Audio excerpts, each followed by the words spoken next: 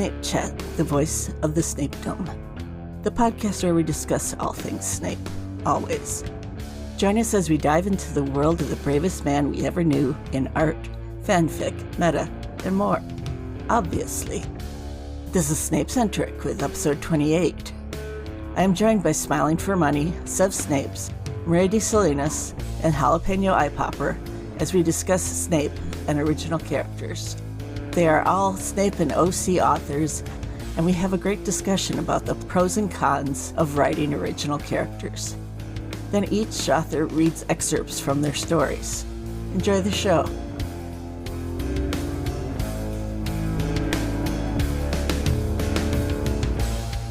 This is Snapecentric, and I'm here with sevsnape.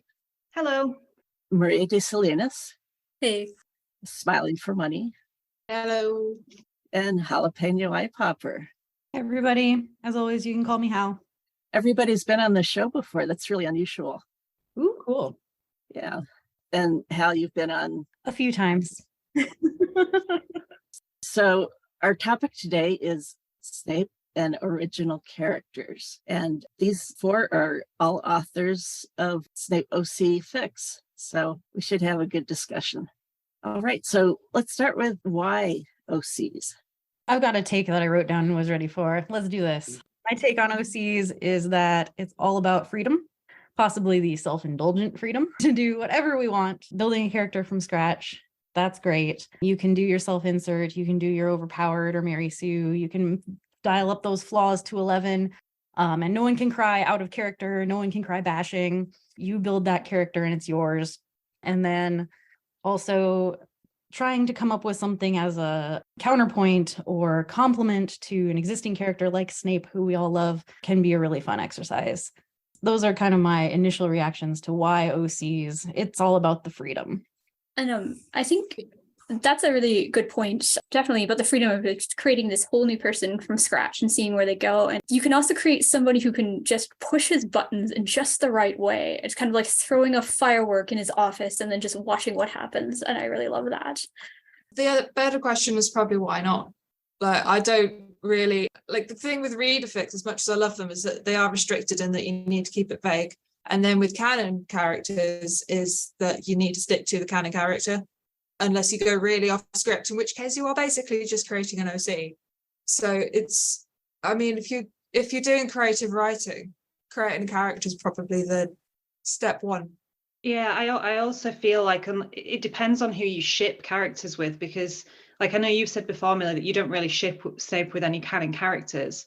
So the next step then would be to create an OC if you want to ship him with someone, and then you can just make it however you want it to be. Like I only really ship him with like one other character that's actually canon.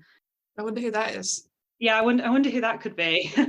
And then I write a lot of Snape reader, but yeah, and then like if you write a lot of Snape reader, like you said, it has to be vague. And I wanted to write a story where I could do anything with the character and it not make the reader feel uncomfortable because it's not them, but you can project onto it as much as you or as little as you want to.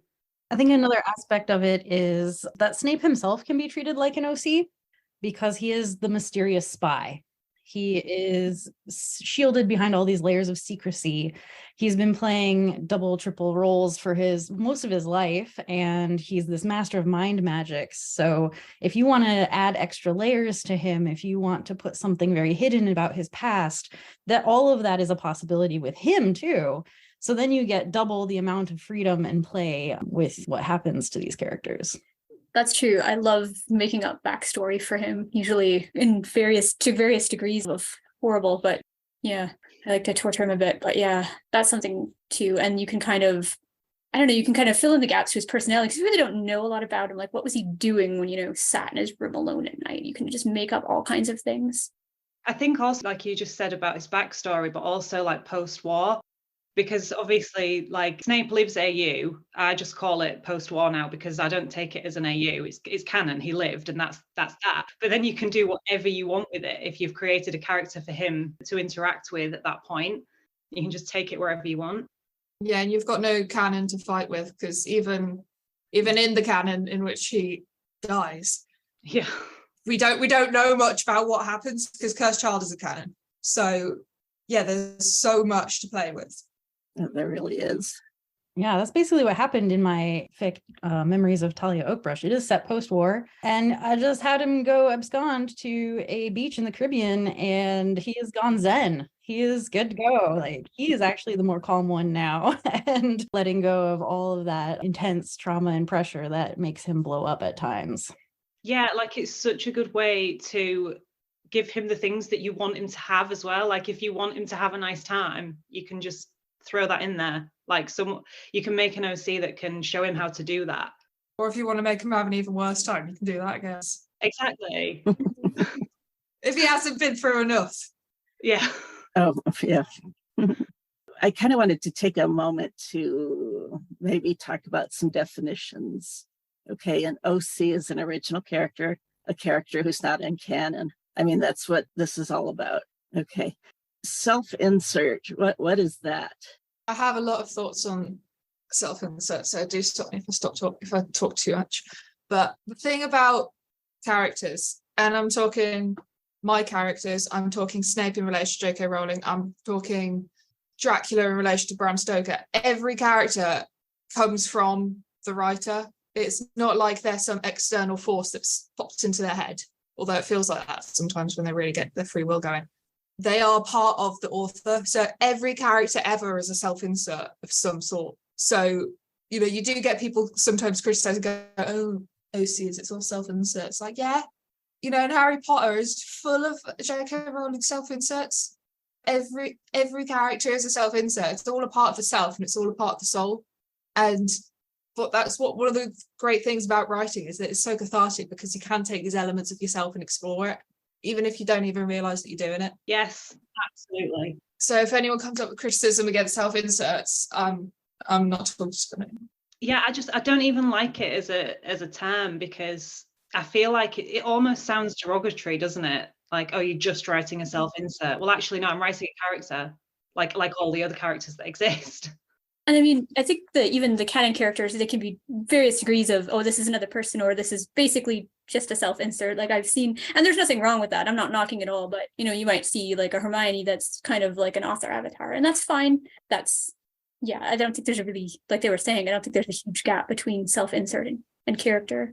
I've kind of embraced the notion of having self-inserts that, you know, we all to some degree project ourselves onto our characters, indeed. And it's actually fun to do that and kind of go ham with it, or take your own flaws and dial it up to 11. And I mentioned maybe before we started recording about my intense ego, my ego the size of a planet. And some of my characters have that too, and maybe to a bigger degree than I do. Or certain coping mechanisms that we have. Sometimes it's interesting to explore how far those can go with a character, especially a character that has had so much trauma in their past, like Snape and the characters we want with him. Yeah, that's the thing. Like even when you're writing for canon characters, there is always an element of yourself, and definitely in regards to Snape, pretty much every Snape fan sees themselves in him in some element. So even if you write like Becca, when you write Snape and Lucius, there's still some Rebecca in both of them. Like, it's not like it's impossible for a character to be entirely separate. Those are all really good points. And I think we've pretty much explained that it's not really, oh, here I am struggling for words. It's not a bad thing, I think is what we're saying. Yeah, it's not a bad thing. And so I don't know why even use it, I guess. I don't know. There's also a certain subset of fanfic where it's self-insert, where that's kind of the point, where we are inserting ourselves and seeing, you know, what would we do in that world? Especially because of this rich world that Harry Potter offers. It's only a little natural to be like, what would I do at Hogwarts? And what would I do in the situations Harry had been in? Or what would I do in other situations in that world from the side characters? So a little bit of that happens, and that's how some people come into fanfic. It's probably how I came into fanfic. I don't know, I've been writing fanfic since I could write, so it probably started there with wanting to know what I would do in that situation. I mean, my earliest stuff was very self-insert, like shipping myself with celebrities because I was 9 years old and had crushes on actors. But that's where that comes from for some of us too. And that's okay and actually wonderful because it gets you writing. Actually, it's a really good point as well, because every single human being daydreams. Everyone's going to daydream. Like if you have a favorite character, you're going to think about that favorite character at some point, and you're going to think about how you would interact with them, or, you know, look, the possibilities are endless of how you could think. And I think especially with reader fics, not even that long ago, they were kind of frowned upon and not that popular, but now it's kind of like Tumblr in particular is flooded with reader fics, and I think that's great, because we all want to read ourselves in situations that we've imagined. I know for me, I guess I feel where I am when I step back from the action of a story. What I am is just kind of standing there watching these two people. That's too close for me, I guess, to be the reader. It just is uncomfortable. I guess it depends what you imagine when you read. Like you say, some people might imagine it from a third person perspective.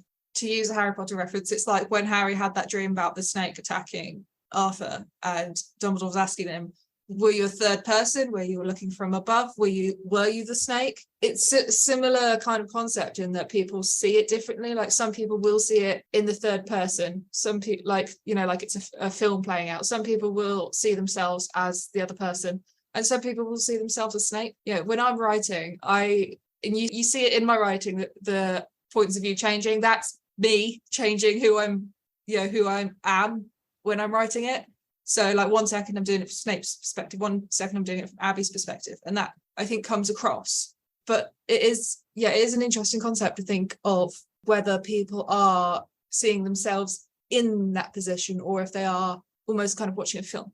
Actually, sometimes if I posted something and I get a comment on it, or someone will message me about it and they'll say something like, oh, I'm so jealous of the reader, as though they haven't just read it. like they're seeing it as a completely separate character to themselves, even though technically they could read it as themselves if they wanted to, but some people choose not to, and that's fine too. Yeah, I guess that's part of interacting with art, I guess, you know, with writing as an art, of course, that part of what it is the reader comes to the words and either puts themselves in or stands or watches from the sidelines or something like that. Does that make sense? Yes. I'd also say that as a hobbyist writer, I think it's really fun to play with point of view. So I recently I've recently published my first present tense, and thought about doing it in first person because that is like the 1-2 punch of screenplay. And I was like, I held back on first person, but went with present tense. And I think I'm going to be looking at first person again soon, because some of my favorite fics are in first person, and I've been trying to analyze why and how it comes to that like really introspective journey that I go along with the character. And I still can't quite wrap my head around second person. I don't think it's the standoffish thing of like it's too close for me, but I understand that perspective. And then of course the different character perspectives. So one of my big opinions about OCs and self-inserts and reader and generally the background characters as well is that it's fun to play with perspective, and it's fun to break out of the main character's point of view in a piece of media. And in Harry Potter, it's almost exclusively from Harry Potter's point of view. There's just a couple of chapters where it's from somebody else's point of view. And so it's really fun to break out of that and pick somewhere else in this massive world to try to get a new perspective on. Yeah. Some of the things that we can play with, say the time or era where the story is happening. I mean, you can do it. I hate to say Marauders era. 70s era. The 70s, like the 1970s? Yeah, because it takes place in the 70s. Yeah, that makes sense. That was something that I really enjoyed, and it kind of goes back to what we were saying about being able to kind of fill in the gaps for Snape and him kind of almost being an original character, because my first OC fic was actually writing about him in the 80s when we don't know what was going on or what he was doing and what that must have been like, and it was a really, really fun process. Yeah, there's a lot of missing time there. I want to know what he was doing.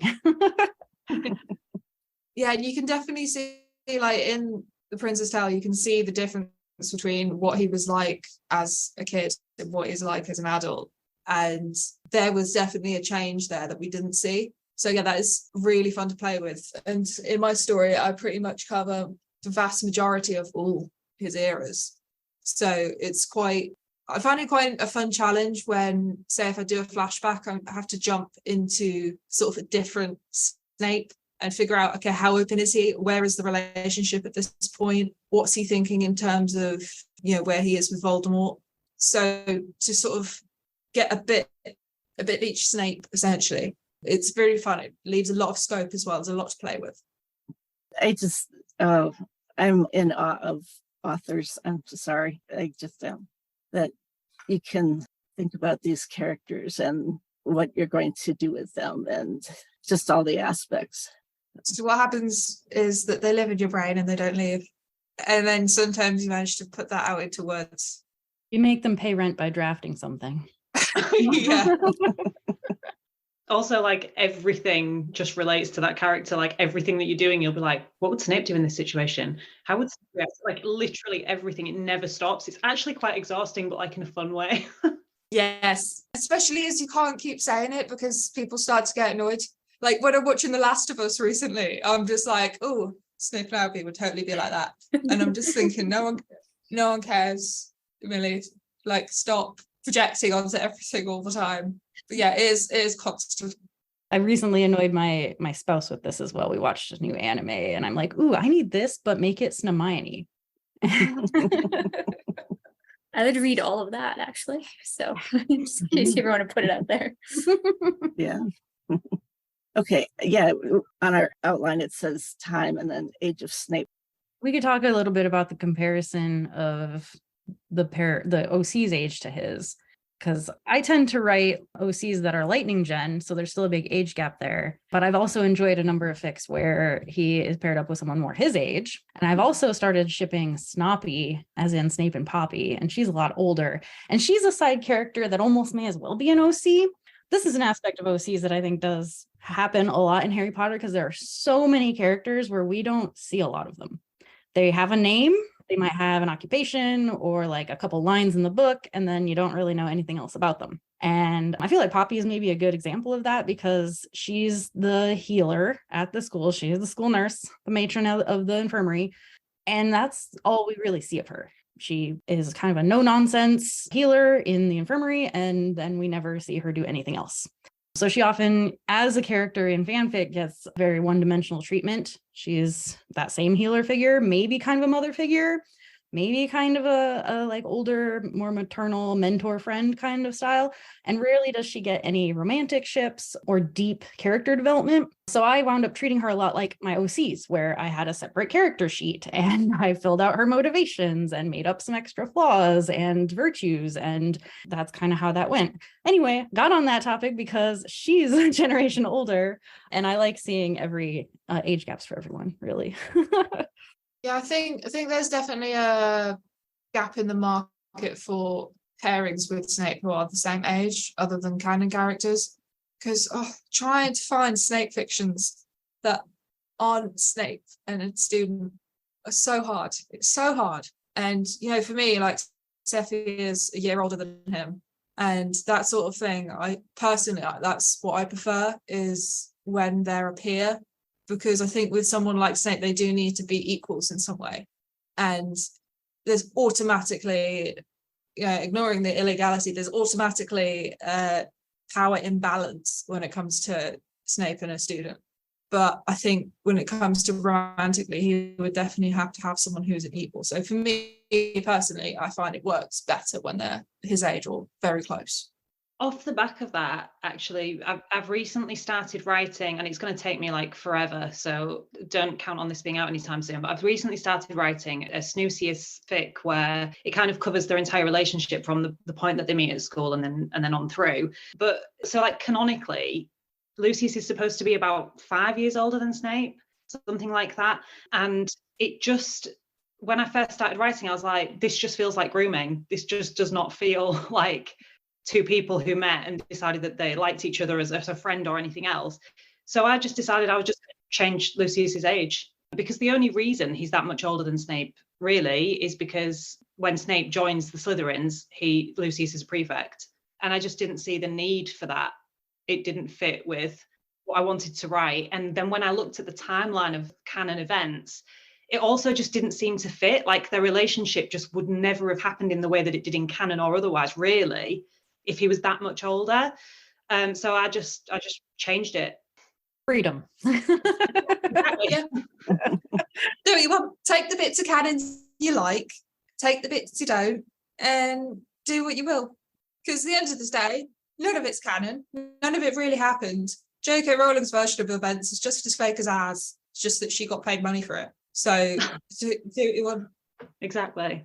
I like to call it the canon buffet because there's so much to choose from, because there is the main series, there is movie adaptations, there's everything she put on Pottermore, there's Cursed Child or not, and there is so much merchandise, there is video games, there's so much to choose from. It's a buffet. Take what you want and take what will satisfy you. Interesting. Oh, okay. And then another aspect is either work or them being students together. This is part of why I got interested in Snape and Poppy. Even though she's a canon character, I do treat her a lot like an OC, but the bit we do have is that she's a healer, and the healer and the potions master just seem like a natural fit, especially because they do work in the same building. There's a lot of stuff they do that's going to overlap. I picture him as supplying the infirmary with potions, and they're probably like working very hard together on some very difficult things, like when Katie Bell was cursed by that necklace and before she had to go to St. Mungo's. I'm sure that the two of them were right there on the front lines going, oh, this is really bad, and we have to pool our resources and figure out what's going on. So as far as similar work, I often see him paired with other curse breakers, healers, potions masters, other Death Eaters, and then of course Aurors, and having the combatant kind of. Ages ago I read like a really great kind of enemies to lovers one. I'm going to try to dig that up. Might be one I have to find on the way back. But she was not she was like an ex-Auror and trying to do it on the down low, trying to catch some dark wizards, and they wound up together. Yeah, I think that's probably, I mean, it's hard for me to tell from my own perspective what other people are thinking about my own writing. But I think that might be something that appeals about Snape and Seffi, is that I've given her quite a unique passion, but it's also similar to his. So she's a spy as well, but she's a different kind of spy. She's like an official spy for the ministry. So she's got that connection to him, but she's not a Death Eater. She's not in the Order until later in the story. You know, she's very specifically, in fact, not either of those things. So I think that's something that gets explored a bit less, like his love interest almost always a student or another professor. And so, yeah, I really like it when you get something unique where they're, a spy or an Auror or a baker, as in Becca's story. When you just get a bit more, you realise that there is actually more to the world than just Hogwarts, and people can be connected in different ways. But I don't think even J.K. Rowling realised that, because she had everyone marry people that they knew at school. I also consider the epilogue to be part of the canon buffet that I could just take or leave. Never mind. Don't need. The EWE tag was a thing long before we had AO3 and tags. We were marking our fanfics back in the early aughts with EWE, and maybe not early aughts. When was that book released? 07? It was the aughts, somewhere in the aughts. But yeah, I remember that being a thing almost immediately. As soon as book 7 came out, is we started seeing fanfic that was labeled epilogue. What epilogue? And so yeah, all the canon pairings are basically, you can just toss them out the window, make up what you want. Might have a point there about Rowling I don't think she put a lot of effort into any of the relationships, to be honest. That's just my perspective, that she was very much focused on the action and the theme and the notion of Harry coming out on top and all those themes of love and the power of love to conquer evil, but then not really examining too closely what love was. So certainly not a romantic love. Yeah, very much more of familial and fraternal love. And we've talked a little bit about Snape being an OC. I think it was My Witch that called him the little black dress of the fandom, because there's so much you can do with him. He basically wears black dress. Yeah. Sometimes, yes. But yeah, he's one of those characters who, like we were saying earlier, he is so mysterious that you can really make an argument for anything.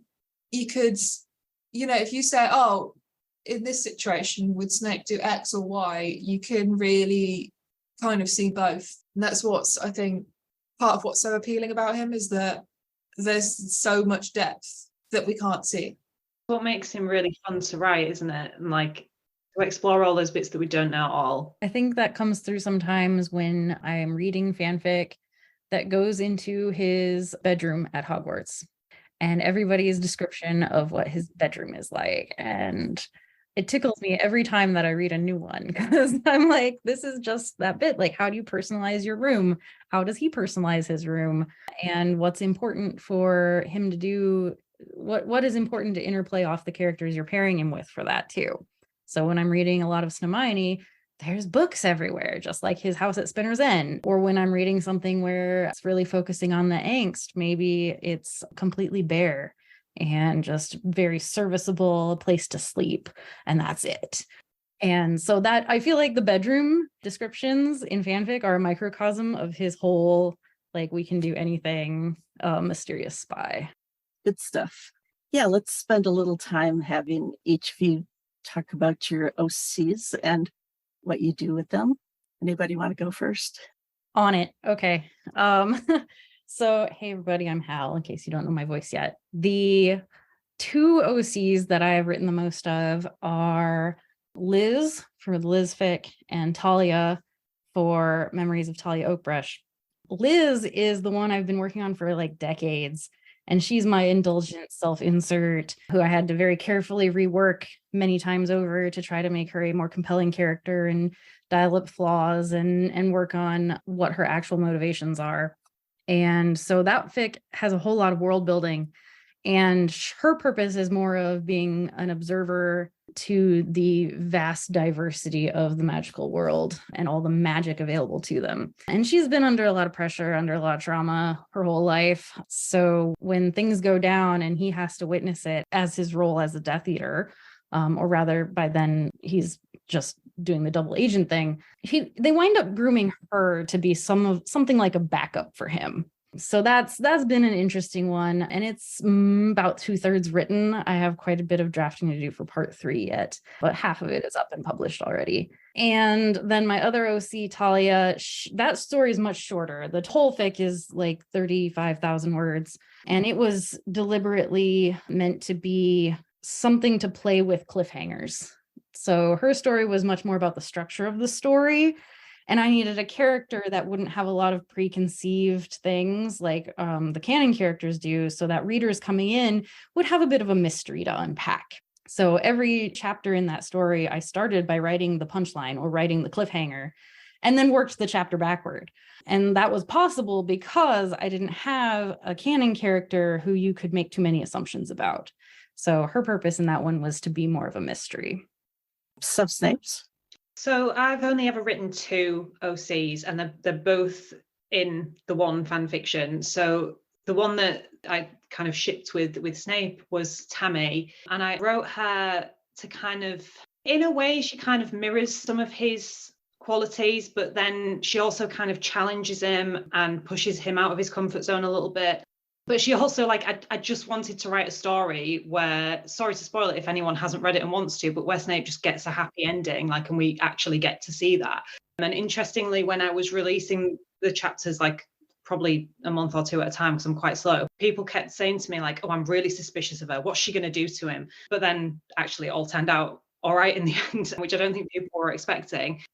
And I kind of, what we were saying earlier about how, what you said, Millie, about how you can have a character that isn't just a professor or a student, kind of wanted to do that as well, because it's post-war, and I just wanted a character that was completely separate from the other types of people we see him interact with all the time. So she owns and runs a bakery that's next door to a shop that Snape opens after the war, and that's how they meet. And the other OC in the story is her sister.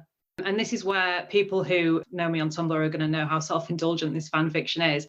Her sister ends up with Lucius. So it's all like a very sort of found family sort of situation, which is just what I just wanted to give him a family and experience things like friendship and romance and family all at once within the same fan fiction. All right. Maria?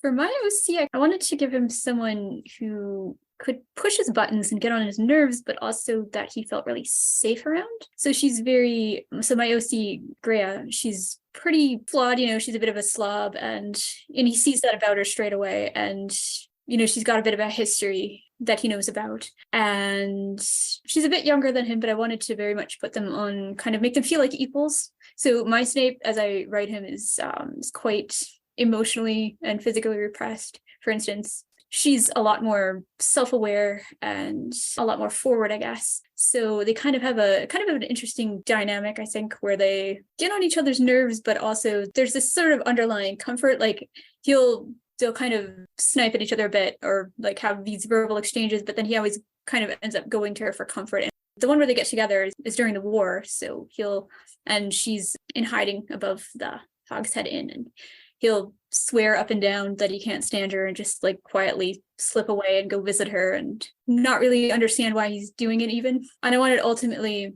to give him someone he could kind of be vulnerable with and kind of be himself around, and sort of give him eventually that happy ending. What was also fun is I have a kind of a few other OCs that play a kind of an important role in the story, and that was fun, making up all these people, like her friends and family, and they're just this really, like, there's this group of oddballs, and her family is just very kind and loving and normal that it kind of freaks them out a little bit, but eventually they end up accepting him and welcoming him, and it's kind of a nice little found family thing that they've got going on.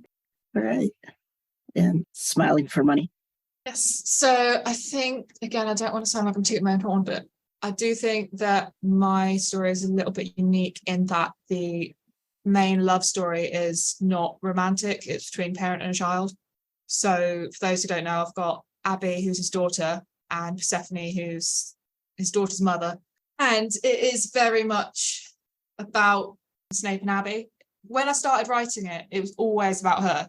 And Sephi wasn't actually supposed to be, there wasn't really supposed to be a love story there. She was more just sort of functional. She needed a mother.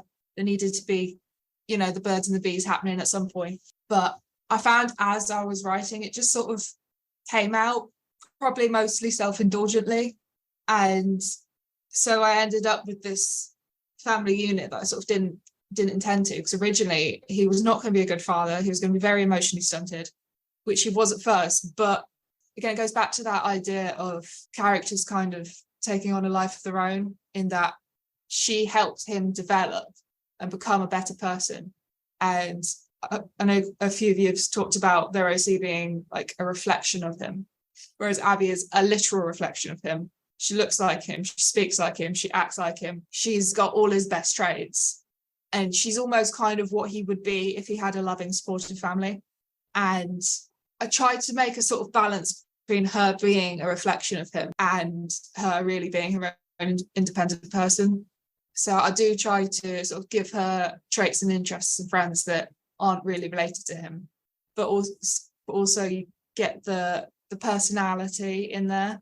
So he sees himself very much in her.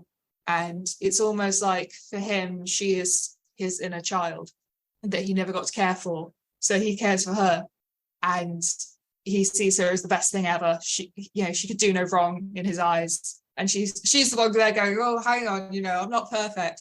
But he's going, no, you are. You're the best student I've ever had. You're better than everyone. No one else matters. You're the only thing that matters.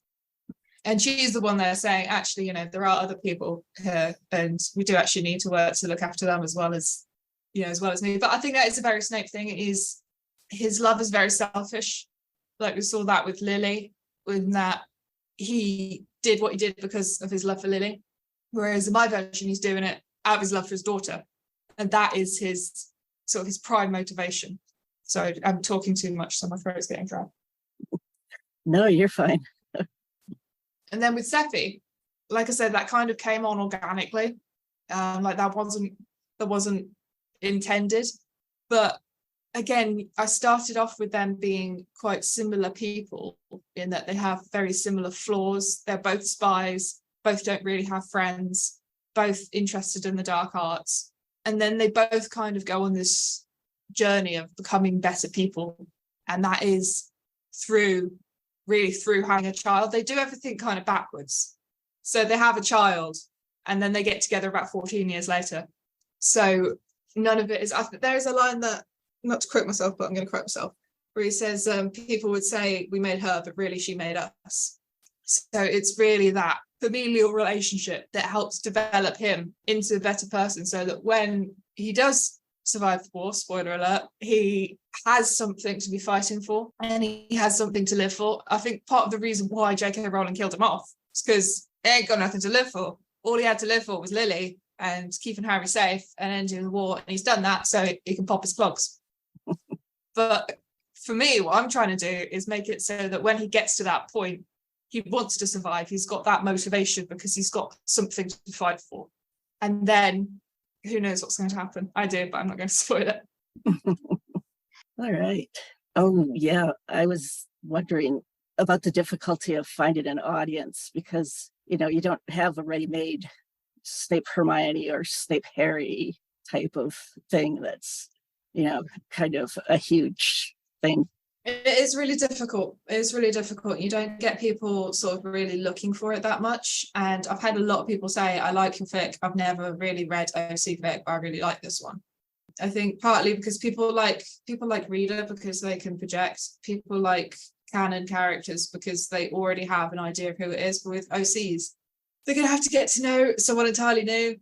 And, it's hard to care about a new character if they're poorly written, unfortunately. So when you actually do get high quality OC stuff, it's really hard to find. So the way I try and pull people in is to try and focus on Snape rather than saying, oh, I've got this character who does X, Y, and Z. It's like Snape has a daughter and we're going to see what happens to Snape. And people go, oh, I like Snape. Let's have a look at this. Yeah, I think in fandom in general, people are attracted to the characters. They're comfort characters. We know them. We want more of them. People search for those characters. They don't really search for OCs the same way. And I mean, I'll be the first to admit that I don't read a lot of OCs. I usually stick to canon characters as a reader. And then as a writer, it's mostly about that self-indulgence or getting ideas out or playing with the form of it. And then in order to get readership for my own fics, I have to be fairly well invested in social media spaces, to do lots of review exchanges. Like I just did a review exchange on Reddit where that worked. I got a handful of new readers and good, yay. I don't know if they're actually going to do any more commenting on it, but the hits are rolling in from that. And then on Discord, I'm in a lot of writing groups. So whenever we do sprinting together, I make a point of making sure I'm sprinting in my project in WriterBot. So when the titles of my project go by, I share in excerpt things. One of the servers I'm on does a writer's roundtable. We try to do once a month. So I'll bring excerpts and try to get some feedback on that and possibly some more traffic to my stories. And so I feel like I'm very aggressive about advertising my fics, and still you do have to be. Yeah, because you have to be, and still the readership is way low compared to, say, my Snape Hermione fics. My Snape Hermione fics, I don't have to do anything. I just post that, and I mean, I still do some of that stuff and I interact in those spaces, but people will come to that anyway. It's the OC stuff that I have to be a lot more aggressive about, and it still won't get anywhere near the readership and engagement that the Hermione stuff will. Yeah, I did a sort of questionnaire recently with my readers, and one of the things I said was, how did you start reading it? And the amount of people that said, because you wouldn't shut up about it. Like, it's like, oh yeah, I follow you on Tumblr and it's all you have to talk about, so I thought I'd try it out. Or, like sevsnapes talks about it a lot. Or I saw a graphic that you did, or I saw a commission that you did. It is very much, yeah, you have got to advertise it. You can't really rely on AO3 searches. You do get a bit, you get a few, I think, coming in from searches, but not a lot. Yeah, and sometimes I also get some readers who came for that Hermione. Like I'll see the kudos email at the end of the day that has how they hit all of my Snape Hermione stories, and then the next day it'll show them hitting my other stories. So that sometimes happens too, but I don't think they would have come to it if they hadn't read my other stuff. So similar to you, Hal, actually, I'd never really read Snape OC. The first one that I read was Smiling for Money. And that came about because, do you remember, Millie, that you asked for my advice on Lucius, how you'd written Lucius? Of course I do, that's how we met. That's how we met. And so I read that and then read back, and then that's how it kind of hooked me in. And I love your story. But yeah, I'd never really read any other Snape OC before that. But I feel like for me, I kind of, maybe I'm just lazy, I don't know, but I'm not, I just post it. Like, and if people find it, they find it. I don't really put any more effort into it. I just post it. But I'm kind of lucky in that a lot of people follow my reader stuff, so they kind of think, oh, I'll give it a go, I think. And that's probably where most of my readers come from, because they see my other stuff, like you said, Hal. But I don't really do anything else. Maybe I should. I just haven't. It depends on how much you want the readership. Like for me personally, if I don't get a comment on a chapter, then I feel like no one's read it. Yeah, I know what you mean. So for me, I want the readership just so that I know it's there. Because I mean, I get at least 1 kudos a day, and yet I'm not getting that many comments. So yeah, I don't know if, like, I know I've got, I don't know, like 300 kudos, at least 300 people have looked at it and gone, yeah, that's right, click. But I don't know what they think, and I don't know how much of it they read, because it's long. I don't know how far people get, if they get to the end or if they give up at some point, if they're not commenting. So, you know, if you're listening and you don't comment, please comment. Not just on mine, but on anything you read. Yes. Comments are going to inform what we then carry on and write. So if you like something that we've written and you comment and say that, we're going to write something probably similar to it again. And we need to know that, because otherwise there'd be things in my fic that I'd probably have forgotten about and I would never consider. But if someone said, oh, I really liked this bit, and it'd be cool to explore that, it'd probably get me thinking, and then I'd probably write another thing. I'm always reprioritizing my backlog and my to write list. Always. Every comment makes me go look at that list and go, all right, do I need to reprioritize? Same. And I do recommend trying out some comment exchanges. They're kind of awesome. I'm careful about the ones on Reddit because you never know, but I am also in a couple of Discords where there are regular ones. One in particular is a dark fics Discord, and dark fics are another level of, we don't get a lot of engagement in comments just because of the content matter. So we have like a monthly one. And I am, even if I am not getting the comments that are like deep, or which most of them are plenty deep, but I'll at least get the opportunity to then go read other people's. And I'm reading more OCs that way than ever before, because these are people I know. And so when I meet up in these exchange events and go, oh, well, this is like, we're all doing OCs. Good. Let's get tons of these read and tons of comments. That was the recent Reddit one I just did, it was OC-centric.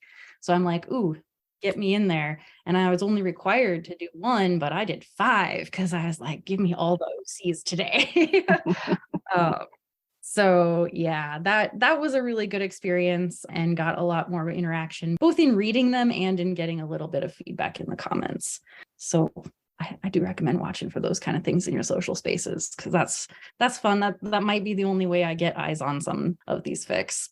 Yeah, I think in general, fan fiction is a very symbiotic relationship. Obviously, we're not getting paid. So if we're putting stuff out there and we're getting nothing back, what's the point in putting it out there? So if you've got readers who love it and they're not saying that they love it, you're not getting anything back for what you're putting in. And as much as, one does write for oneself, you do kind of need to be fed a bit as well. Like there is still that ego and that feedback and that need to be told, this is shit, or this is really good, or what if you did this? And the absolute favorite thing to hear from someone is, I've been thinking about it and this is what I want, or I wonder if this is going to happen. And I'm just like, you mean you're thinking about it when you're not reading it? Like the amount of times that sevsnapes has messaged me saying, so I was just thinking about Abby. And I'm just like, same. But yeah, if people don't comment, you don't get that. And it doesn't have to be like an essay. An essay is great. When someone analyzes it, it's wonderful. However, if someone also commented with an emoji, that I love it. I just love it. Like if I wrote a chapter that was all smut and someone just commented with, a fire emoji, I'm like, yes, someone enjoyed it. Some of my favorite comments are also the ones where they just quote a line and then have an emoji. And so, or they quote a line and say, yes, perfect, or something like that. I'm like, yes, I'm so glad you liked that line. I liked that line too. And line quotes are the best ones, because it just makes you feel like you've really reached out there and someone's really taken something you've written and they just get it. That's the best feeling. Yeah, and especially when it's a sentence that you didn't really think was that sort of big or important. It was just something that just came out when you're writing.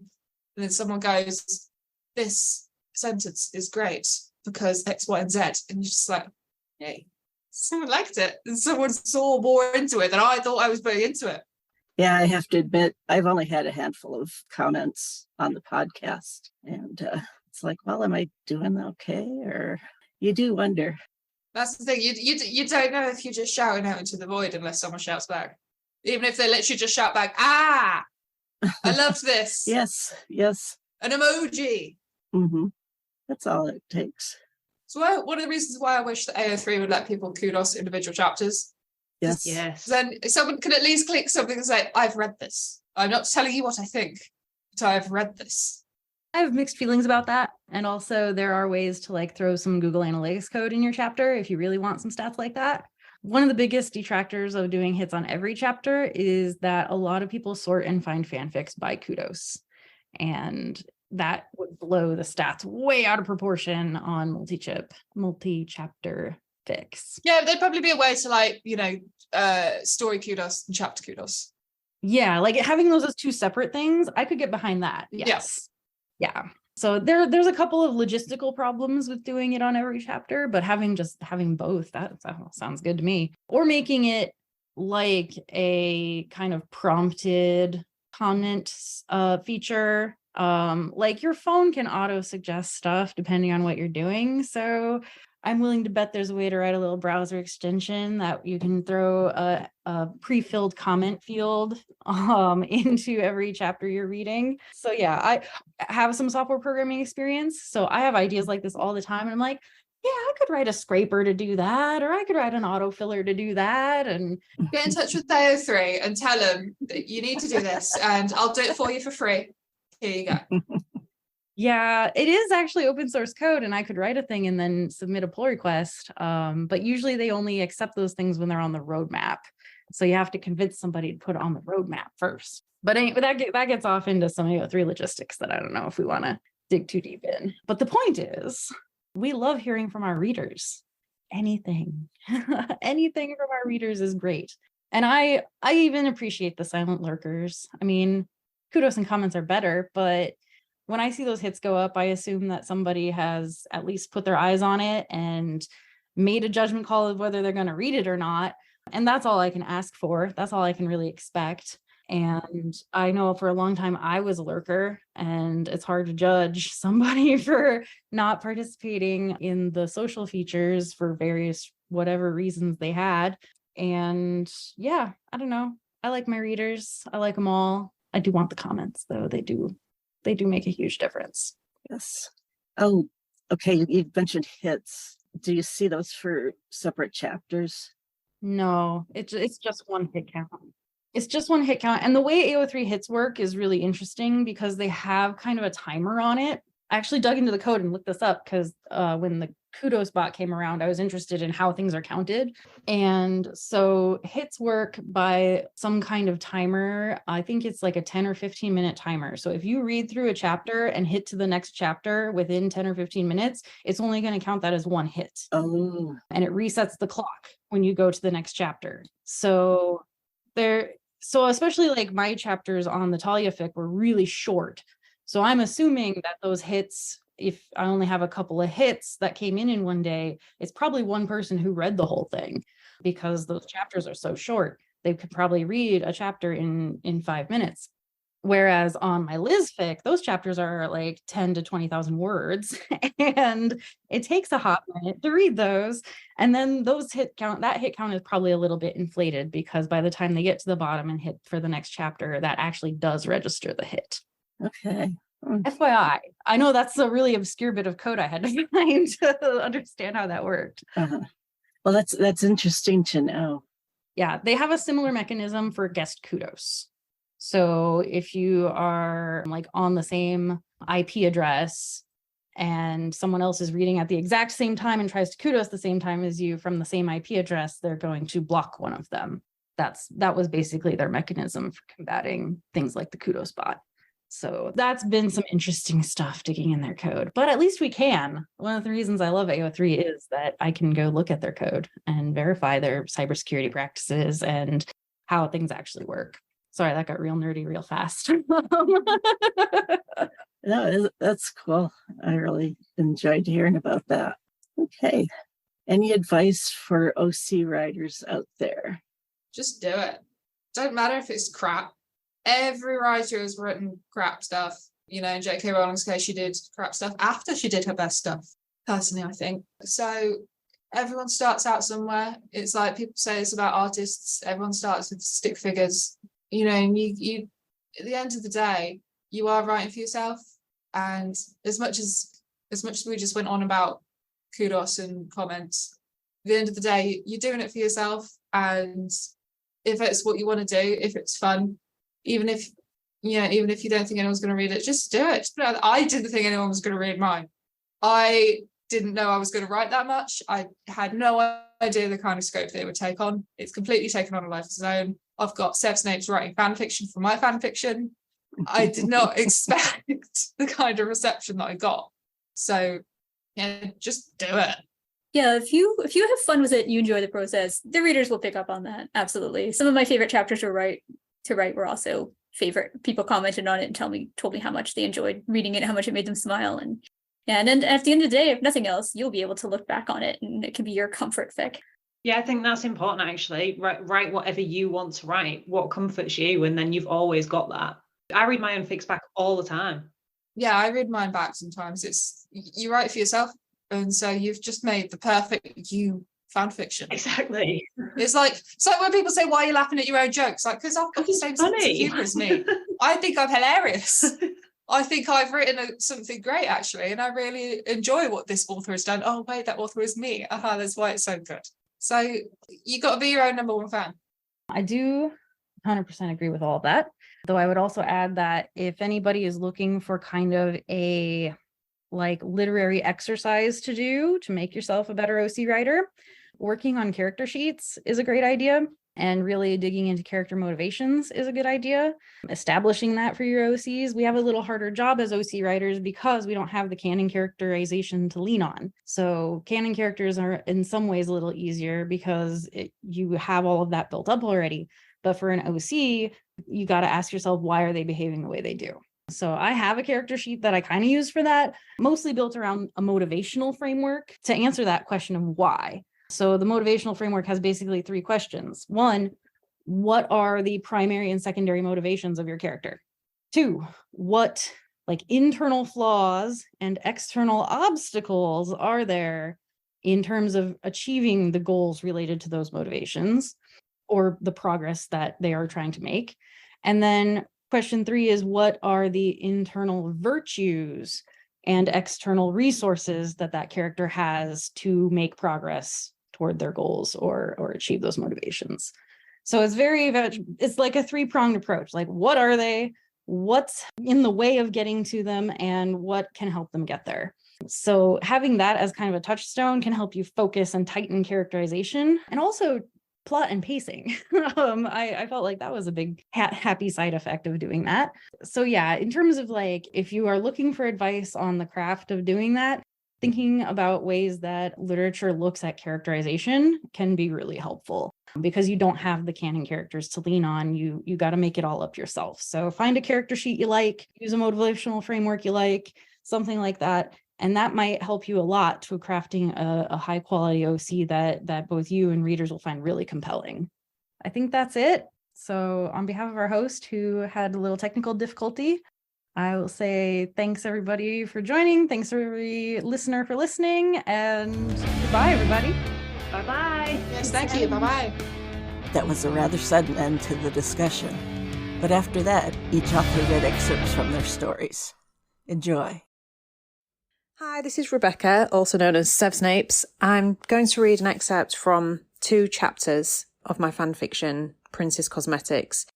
So I'm just going to start with a little bit from chapter 1, but I'm not going to start from the beginning, and I'm not going to read right to the end. I'm going to leave it on a bit of a cliffhanger, so it's not too spoilery. So this is from chapter 1, introducing my OC, Tammy.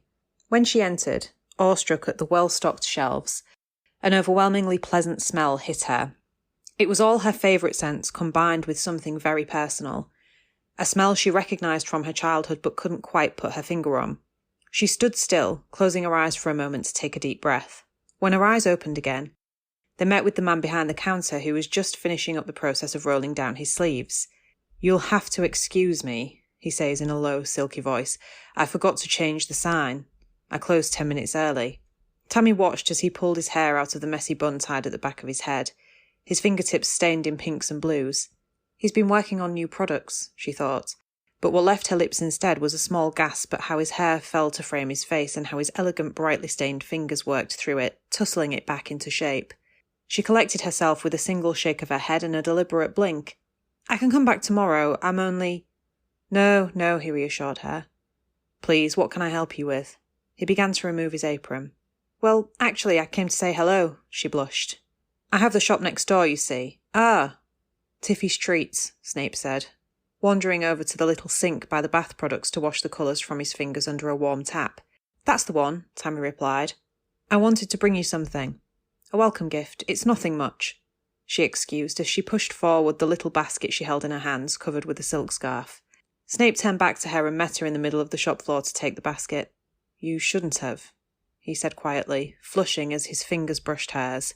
"Oh, it's nothing really," she excused, voice breaking as she felt his skin against hers.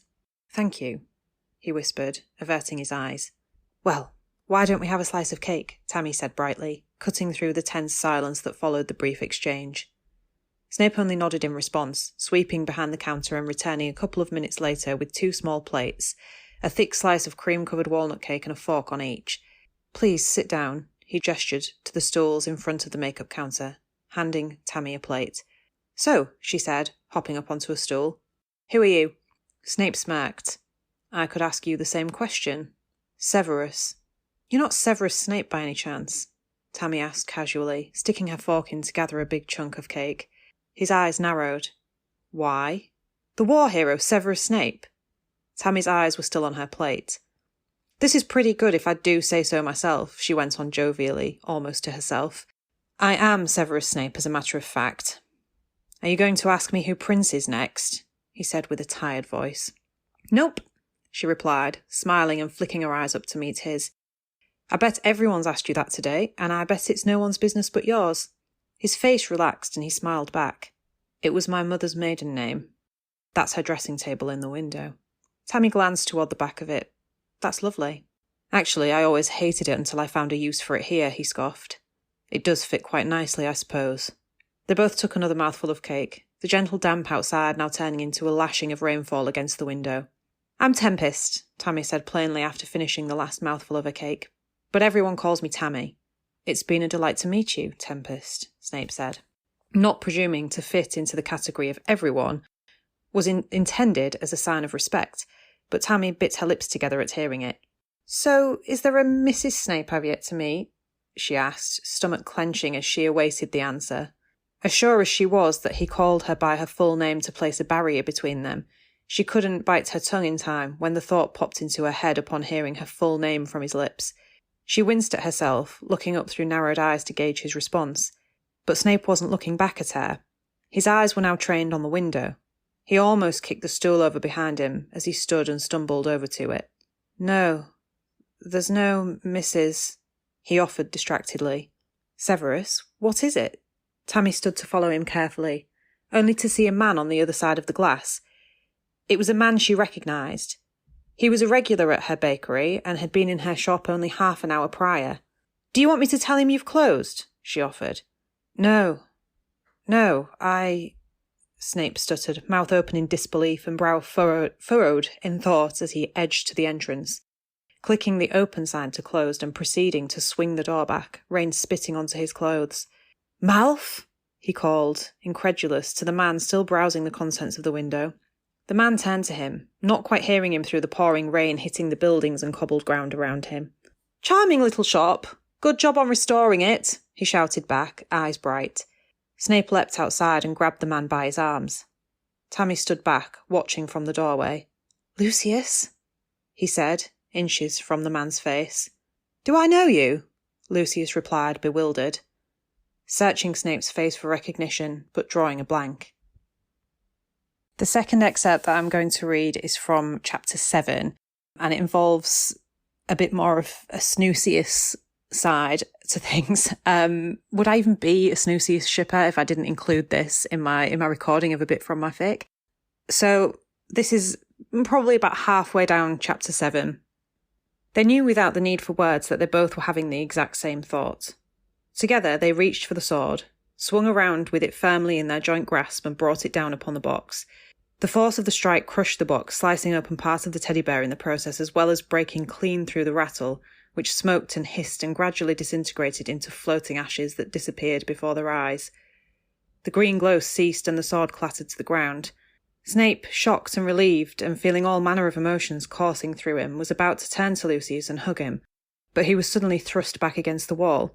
Lucius's plump, wet lips were pressed firmly to Snape's, and his hands dragged down from Snape's shoulders to slide around his waist. Snape gasped, and Lucius took the parted lips as an invitation to slip his tongue inside, sliding against Snape's with fervent passion. Snape moaned weakly, which in turn made Lucius growl and deepen the kiss, pushing a hand up into Snape's hair and causing a further whimper, but despite the encouraging noises he was eliciting from his friend, Lucius suddenly felt the force of being pushed back. "Malf, what the fuck?" Snape started, wiping his mouth with the back of his hand and catching his breath. But as he had prized himself out of the fierce embrace, he saw that Lucius's eyes didn't look the same somehow. They appeared sharper, much more like the old Lucius. "Sev, I'm sorry, Lucius dropped to the sofa and his head immediately fell into his hands as his shoulders trembled. "Fuck," he repeated, muffled this time by his palms. "Malf, did you—" Snape started awkwardly, slowly moving closer to take a seat beside Lucius. "We don't do that anymore. You got married and we—" "I know," Lucius said plainly, lifting his head to look directly at Snape. His eyes were blank as he tried to process the thousands of memories that had suddenly flooded his consciousness. "I know, but for a moment it was 1978 again. Just for a moment, and I saw you beside me and it all made sense. It was one of the few things that made sense, and we were—" "It's all right," Snape soothed, snaking an arm around his friend's shoulders and pulling him to rest against the comfort of his chest. Lucius's arms wrapped around Snape again, but this time it was a relieved grasp rather than a hungry, lustful one. "I'm so sorry," Lucius cried, almost shrieking through his sobs as he gripped at Snape's robes. I remember it all." Hi, this is Jalapeno Eye Popper. You can call me Hal. I'm here to read Chapter 1 of my fanfiction, Memories of Talia Oakbrush. So the summary is, Talia can't remember, and Severus can't forget. An unknown curse has her setting her affairs in order, but the mysteries of the past and present must be solved first. I also have a playlist for this fic, so if you find your way over to AO3, there's a Spotify link for that. Chapter 1, Blood Memory. Chapter Summary. To recover her missing memories, Talia performs a blood ritual. Talia Oakbrush entered the ritual circle, drawn in white chalk, completely nude. She wore only a large crown of bacopa flowers woven among the roses. Tiny drops of blood trickled down her temple from where the thorny stems bit into her skin. Her hands trembled as she gripped a tiny vial of more blood. Any ritual using the blood of a child was generally considered dark magic, but the circumstances were in her favor. She could do this. She had to. She needed to know. Grounded in the certainty that she was doing the right thing, or at least that there wasn't a better thing, Talia reached out with her free hand to caress the stone basin propped in the center of the circle. This pensieve had been provided by her employers, bless them. Apparently, it had changed hands 4 times to come from Dumbledore to Talia. She could feel the deep-seated magic emanating from the runes. Soon she would have the truth. She already knew she was missing memories from her final year at Hogwarts. She attributed many of her problems in life to her spotty recollection of that time. The Year of Terror, some of her classmates called it. Talia thought that was pretty rich. After being in the same year with Harry Potter, she was more inclined to describe every year as terrifying. Potter had been on the run that year, and she tried her best to stay out of the fray back at Hogwarts. She was a pureblood, and her parents funded Voldemort's regime. They instructed her to cooperate fully with the new power structure at the school. She, like many Ravenclaws, was smart and studious enough to keep her head down and eyes open, waiting to see what happened next, and generally came out of it unscathed. But it was maddening, the way she would find out about things that happened and then not remember where she was at the time. It was also maddening the way she would feel aches as though she exercised for hours, though her normal routine was only 20 minutes of yoga per day. And it was frustrating the way she developed intense physical reactions to contact with people, as though her body knew something just awful about this war that her mind did not. Most of these reactions had been conditioned back out of her by now, and her instinct was no longer to flinch but to freeze. But now wasn't the time to think about that. She had all of those memories.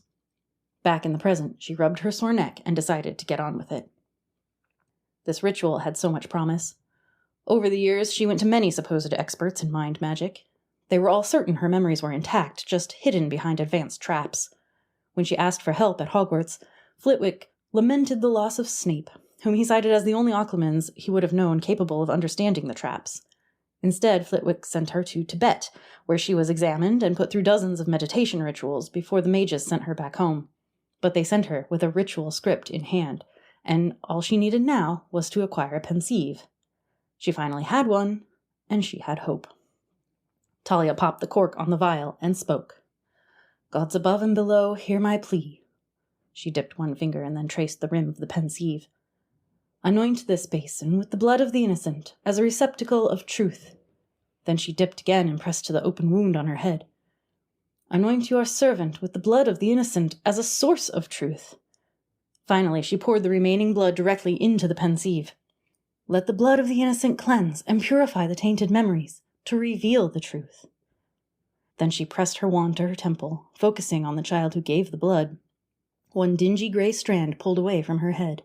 Her heart leapt, and she flicked her wand to detach the strand, allowing it to fall into the anointed basin of the pensieve. She didn't hesitate to plunge her face into the murky, bloody mix to view it. When it was over, Talia stumbled backward, out of the ritual circle, heart pounding and mind racing. She didn't have it all back, and there were plenty of questions left unanswered. Despite the success of tonight's blood memory ritual, she still didn't know what happened on her 18th birthday, or what she'd been doing during the Battle of Hogwarts. She was also still missing a handful of evening hours scattered throughout the spring term. But she covered her bloodied face with her hands, stifling a mad cackle of glee. The simple little memory she did recover was supremely illuminating. She was standing at a small sink in a cramped, dim bathroom, staring down 2 potions bottles. There was a soreness between her legs that she now associated with deeply satisfying sex, and she was freshly washed clean. The mirror was eerily quiet, having been silenced long ago, but she mumbled at her reflection anyway. "If I don't take the memory potion, then I'll know, but so will he the next time he looks in my eyes." She scowled at the mirror, dumped out the contraceptive potion down the sink, raised the other to her lips. Before the memory suppression potion took effect, she would need to get back to her dormitory. On her way out, she caught one last look at the man who provided these potions, lounging nude on a bed with rumpled sheets. His dark eyes flicked up from a book to meet her baby blues, and she felt a sense of longing she couldn't explain. It was only a fraction of a second, but as she exited through his office, the feeling bloomed into a full-blown hope that she would put the clues back together later. It took her 4 years, but now she knew the father of her child. That's chapter 1 of Memories of Talia Oakbrush. You can find the rest of it at AO3, complete in about 36,000 words. Thanks. Hi, I'm Maria de Salinas, and I'm going to be reading part of chapter 14 of my Snape and OC fic, The Bullet Cross. And this fic takes place during the Deathly Hallows era. So Snape is headmaster, and Greya is in hiding at the Hogshead, and they're working together to make an antidote for a very dangerous poison. Greya was ready when Snape came for her the next evening. 3 vials of potential antidotes lined up on her work table. She opened the back door for him and beckoned him inside. "We won't be working here," he said. "What?" "It's too dangerous. We'll go somewhere else." Greya was rather touched that he didn't want them testing poison antidotes in her living space. "Hold on, I just need to get the solutions I've prepared." She ran upstairs for the jars. When she got back down to the alley, Snape told her to disillusion herself. They passed a few villagers on their way to the 3 broomsticks, and a black-robed figure with a long pointed hood walked by, nodding to Snape. Greg gasped, and the figure paused and turned round before moving on. "Shh," hissed Snape. "Sorry," muttered Greya. She really didn't appreciate being told to keep quiet when there were Death Eaters everywhere. Easy enough for him to do. He was one of them. They weren't hunting him down. They turned down a side street and followed it to a path that forked off in the direction of the Shrieking Shack. Grace stared at the steeply sloped roof and the boarded-up windows, its deepest black showing through the cracks. Wait, we're going here? Muffliato, Repello Imimicum. Yes. She followed him into the falling-apart house, the door creaking shut behind them. The place was pitch black and smelt of old wood and musty fabric, and a musky, ammonia-like smell that was probably mice, lumos. Blue-white light filled the foyer, exaggerating their shadows on the peeling wallpaper. A chair with one leg missing leaned feebly against the wall, and a mouse scurried for cover. The stairway and the rooms beyond were pitch black, untouched by any light. Greya shivered. Isn't this place haunted? Snape made a dismissive noise. That so-called ghost was nothing more than a werewolf. Greya followed him to the large room on the ground floor. A werewolf? Snape lit a few lamps. One Remus Lupin. This was built for him as a place to transform so he wouldn't be a danger to the other students. Not that it kept him from roaming the grounds with his friends. Greya looked around at the broken furniture and torn wallpaper and scratch paintings. He'd wrecked the place, but far worse was knowing he'd let himself run free. Somebody could have been killed. Snape glanced at her with a hint of a smirk on his face, as though he knew what she was thinking. Greya said nothing. She knew then that Snape didn't like him, whether because he was a werewolf or some other reason she didn't know. She didn't have time to think on it just then. Snape had pulled 2 pieces of fabric out of his robes and draped them over a chair. They looked like Muggle hazmat suits, with face shields and hoods. You need to put this on, he said. Greya's stomach tightened. She and Owen used full-face respirators once in a while, when working with particularly noxious potions. But she never had to wear anything like this. Just how dangerous is this poison? Snape slipped on a pair of gloves, held up a large vial of pale yellow liquid, so dangerous that even the smallest amount will kill you within minutes. Greya couldn't get a deep breath, and the room faded as her mind swirled with images of people coughing and choking and dying, and she knew they had this poison, and she wasn't doing a damn thing about it. Just like she hadn't done anything about Raoul's dagger, and maybe this antidote would help them, just like her Felix Felicis had helped Raoul.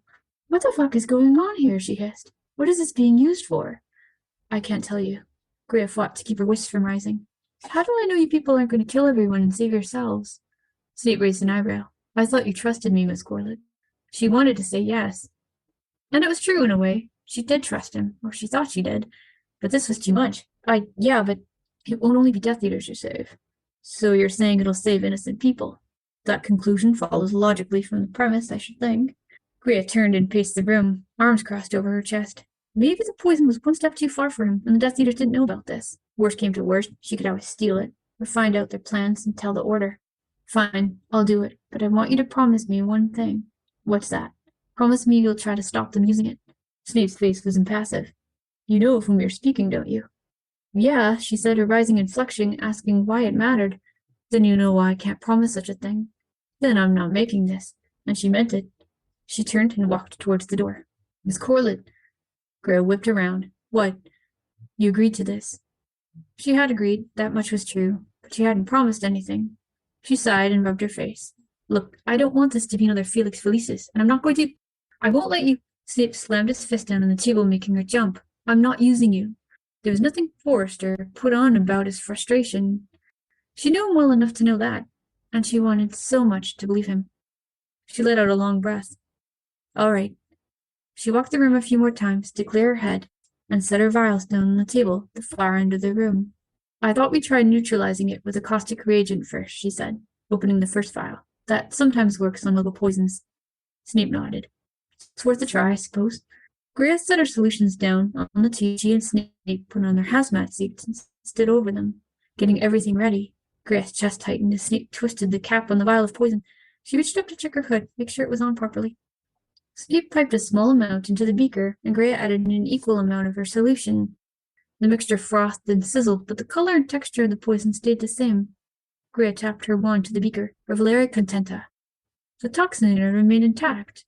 They couldn't talk out of their face shields, so Greya shook her head. Snape conjured another beaker and added a few more drops of poison. They tried all 3 of her solutions, but none of them took. I'll keep working on it, said Greya, when Snape had performed a charm on the room and she removed her hazmat suit. She could tell he was worried, and now that she knew the danger they were in, she wanted the antidote quite as much as he did. Snape nodded. As quickly as you can. He vanished the beakers, did some sort of charm on the suits to remove any traces of the poison, probably. When he'd folded up the suits, he capped the vial of poison and tucked it into his robes. And even though Greya knew he'd put a charm on to stop it breaking, she made a mental note not to go anywhere near him till he put it away. Does anyone else have access to this poison? She asked. Not that I'm aware of. From what I gather, it's extremely difficult to produce, prohibitively expensive, and extremely illegal. Can't just walk into a shop and buy some, any more than you could buy enriched uranium. Well, she'd sleep a bit better then, but still. Snape draped his traveling cloak over his shoulders. Grace supposed he'd head back to the castle, but she wasn't in a hurry to go back to her room, gloomy as the shack was. She wanted to stay with him, get her mind off things. I've been meaning to ask, who took over as potions master? She said as she tucked her vials back into her robes. Poor Slughorn. Oh, I know him. We were in the most extraordinary society of potioneers together. Threw a big party at his house every year. It's good crack. Snape made an indistinct murmur, and she wondered if he'd been invited and hadn't gone. He used to rave about you, she went on. Said you're one of the best he'd ever taught. You and a friend, Lily, was that her name? Snape twitched as though something had bit him, and Greya wondered if he stepped on something or gotten sudden stomach pain. Yes, he said. He trusted his traveling cloak, clearly in a hurry to get going. Greya leaned against an old sofa and pretended she hadn't noticed.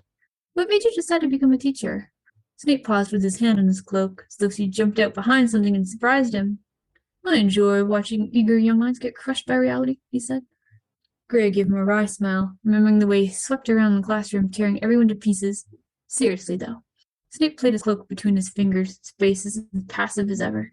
She supposed she'd have to add teaching to her ever-growing list of things Professor Snape refused to talk about. Because I was young and didn't know what else to do. Now, if you finish asking questions, I need to get back to the castle. Greya didn't want to, but she supposed they'd better. She stood up and followed him to the door. Snape paused with his hand on the doorknob. Miss Corlett. Yeah? You're not to tell anyone what you're doing. Do you understand? His usual sarcasm tinged indifference was gone, and his face was serious, earnest even. I won't. She wasn't sure she meant it, and Snape must have known it. He stepped out in front of her, his face close to hers. They were the same height. I am serious, Miss Corlett. Tell no one, or the consequences will be more severe than you can even imagine.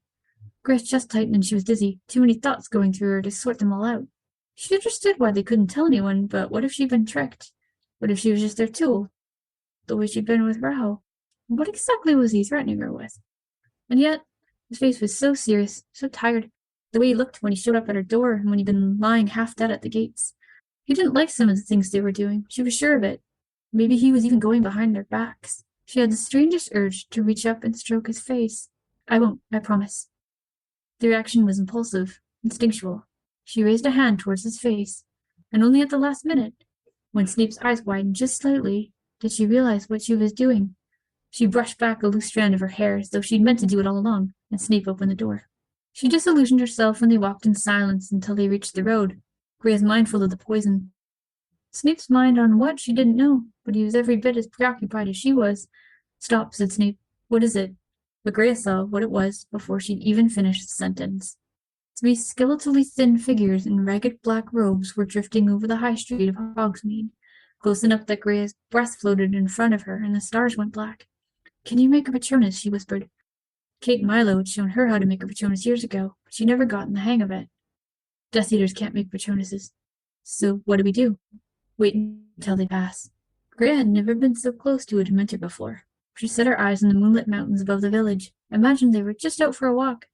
But she couldn't stop the voices in her head.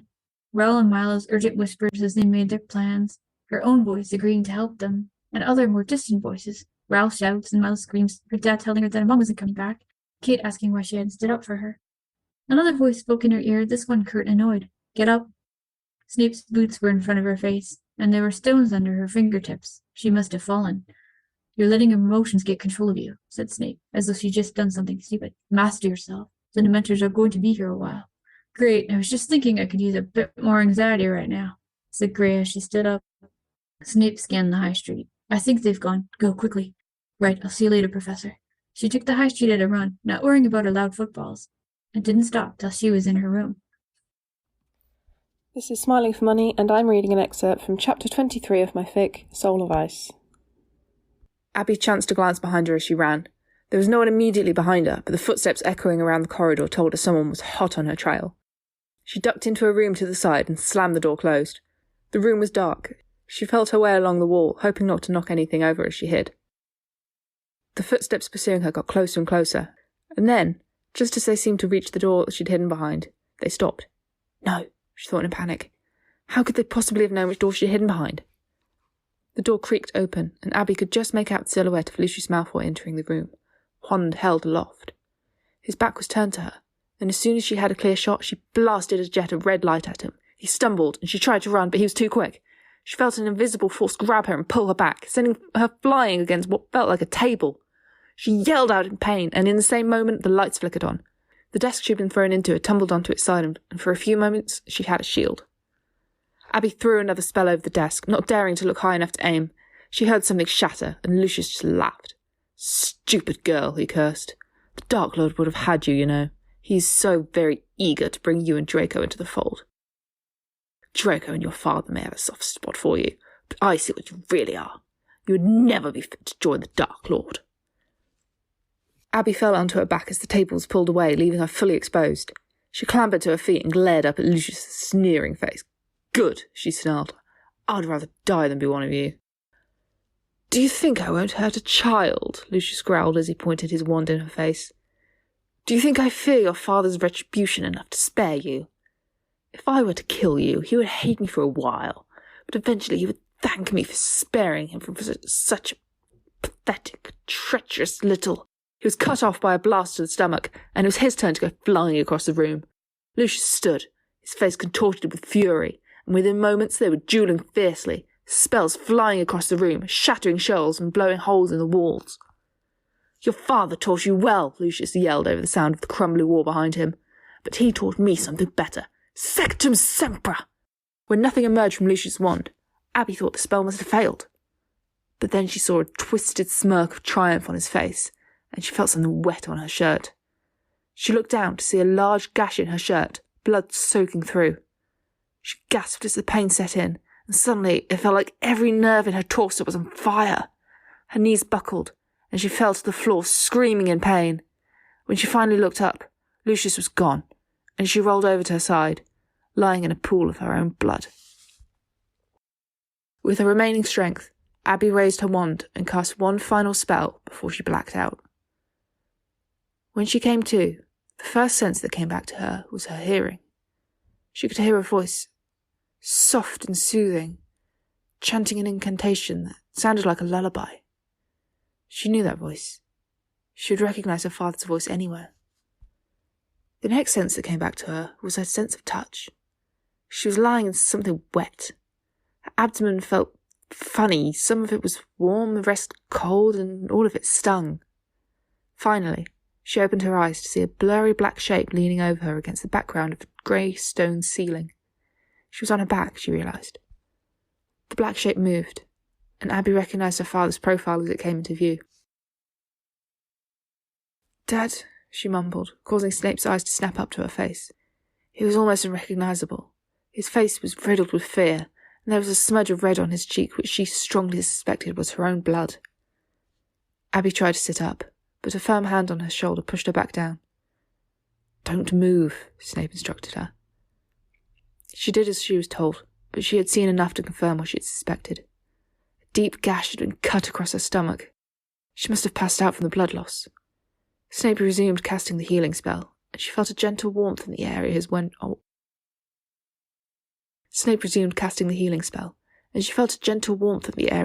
was aimed at. For a few minutes, she lay there, gently sobbing until he was done. "Come on," Snape whispered gently. He lifted her up in her arms, carrying her like a babe. "Let's get you back to the castle." "I'm sorry," Abby sobbed into his shoulder. She wrapped her arms around his neck in an attempt to balance some of her weight, but she was so weak it barely made any difference. "It's okay," Snape said, his deep voice reverberating through his chest. With one hand pressed up against his chest, she could feel the vibrations. It soothed her to feel him so close. "I've got you. It's all going to be okay." Abby felt her eyelids growing heavy. She blacked out again.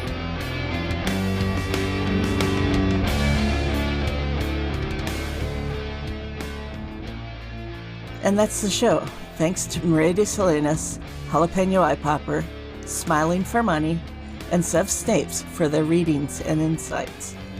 Go to snapechatpodcast.com for links to their stories and more. And here we must say goodbye. We wish we didn't have to, but it hasn't escaped our notice that life isn't fair. Like us on Facebook, follow us on Tumblr and Twitter, email us or leave a voicemail. We'd love to hear from you. Support us on Ko-fi to help defray costs of production. Many thanks to Nix for continued work on our website at snapechatpodcast.com. Be sure to check out alwayssnape.com. Thanks for listening. Until next time, stay snarky.